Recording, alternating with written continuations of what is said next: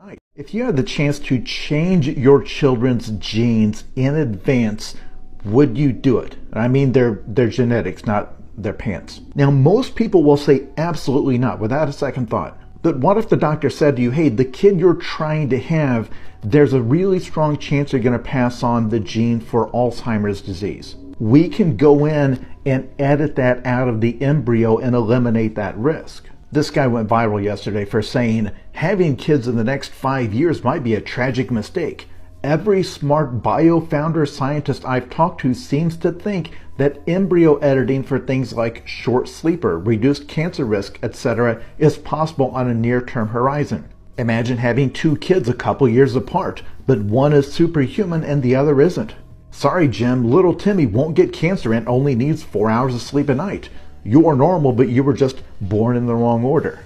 Now forget about the stuff he said about the next 5 years. It's not going to happen that fast, but as far as I understand it, it will absolutely happen. The main reasons are entirely economic. It is incredibly expensive to treat a whole bunch of diseases that have a heavy genetic component. And you could save trillions of dollars worldwide by slowly creating a population of people that just don't get those things or don't get them nearly as often. But why would you stop there? Because that exact same rationale applies to things like substance abuse. How prone you are to addiction is in your genes. And then you imagine that hypothetical couple at the beginning talking to the doctor who brings up the matter of intelligence. That we can add several points of IQ to your baby or a longer attention span. And here's the thing, if the parents balk at that point, say, well, now you're talking about changing their personality and who they are as people.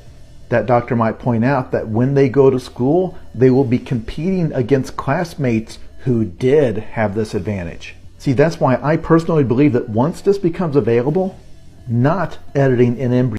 So I totally agree with him there. I think that companies will definitely lobby to make not buying their products considered child abuse, but I would hesitate to recommend to anyone that they edit their children's genes when the only solution to the problem is gene editing, but we can't try dietary intervention or lifestyle changes or actually letting your kid exercise outside when they want to. We have to put them in public school, feed them soy slop, all these artificial things that are shown to cause cancer, and then edit their genes so they don't get the cancer. Well, what about the risk of Alzheimer's?